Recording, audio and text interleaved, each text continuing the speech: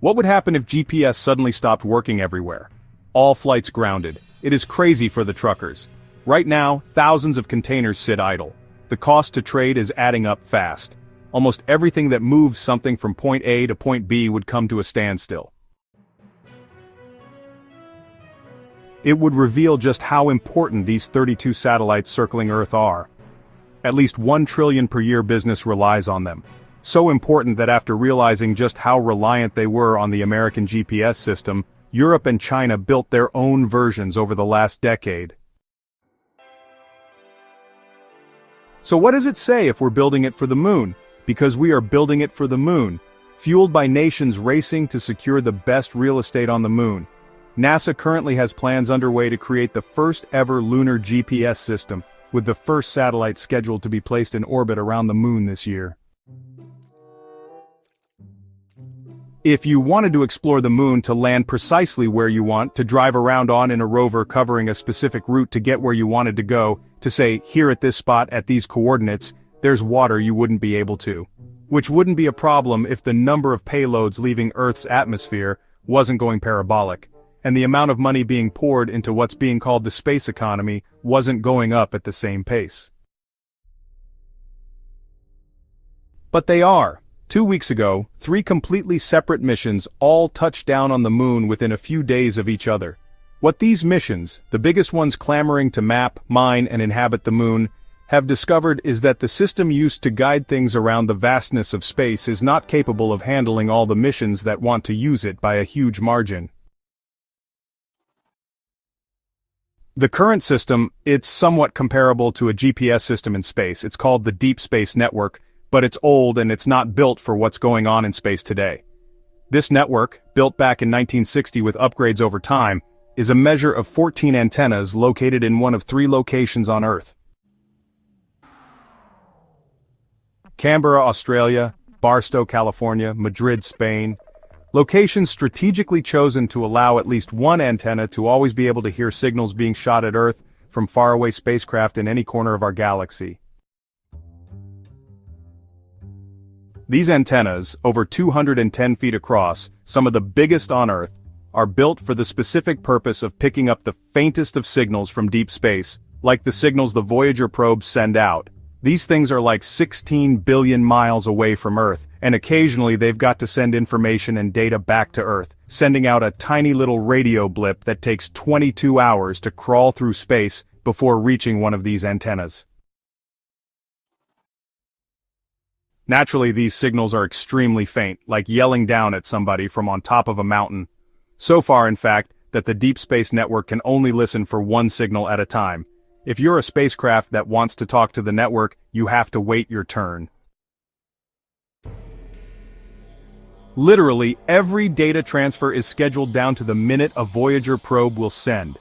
And knowing the data is coming in about 22 hours, the Deep Space Network stops listening for signals from any of the other 40 projects it communicates with at the time it expects the Voyager signal to finally reach Earth.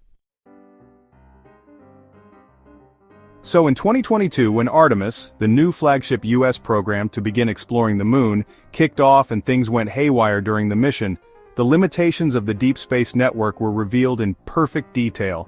Aimed at the moon, the Artemis 1 mission was scheduled to spend 25.5 days in space, launch, make its way towards the moon, deploy 10 satellites en route, loop around the moon, and then come back home. A long trip, about 1.4 million miles. Navigation had to be precise, and the spacecraft Orion had to stay connected to the Deep Space Network most of the time. Now, because an antenna on the Deep Space Network can only interact with one spacecraft at a time, how much capacity it has is measured in hours.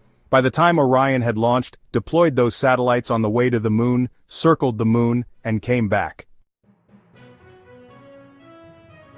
The whole mission ate up 1,774 hours on the network, 23% of everything the network had to offer during that time.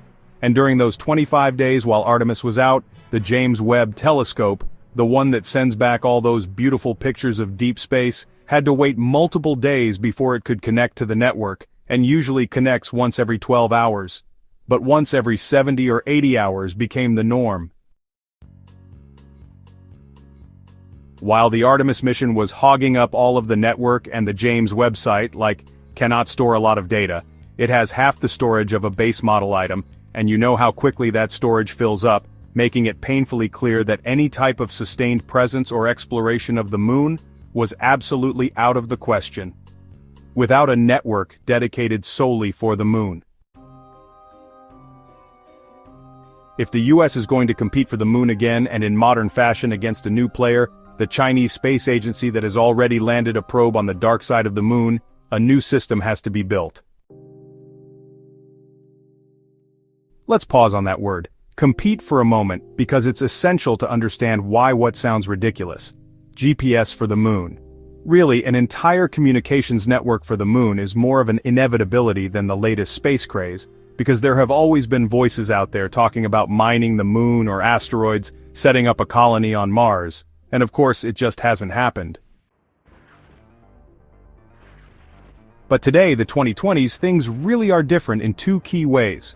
One, reusable rockets are making trips into space cheap, and that has caused number two, FOMO, the fear of missing out on first-come, first-served space territory, has been rekindled with the rise of China and their explicit statement of becoming the dominant space power.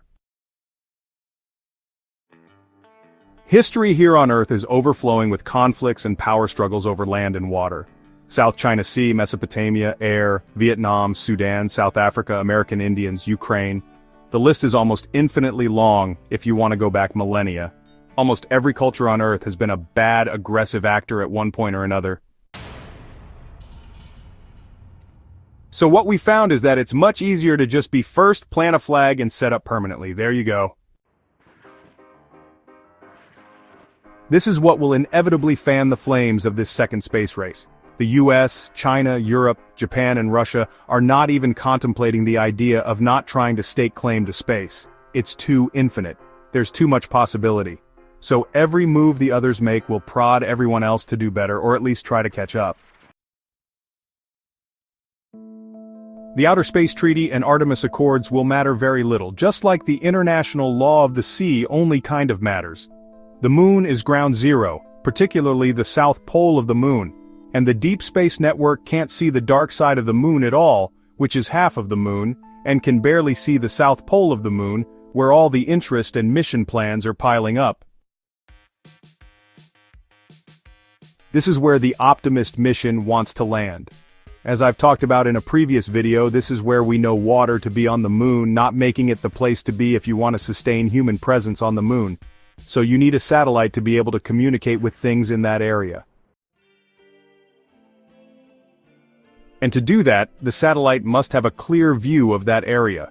Same thing with the dark side of the moon, the side that will never be in view of Earth, because the moon rotates at the same speed as Earth. You need a constellation of satellites that look down on the whole moon, receive data, and then bounce that data to another satellite before the final satellite relays the data back to a ground station on Earth. This is exactly what the company Intuitive Machines is building. The first private company to ever land an object on the moon, and the first American anything to land something on the moon since the 1972 Apollo 17 landing.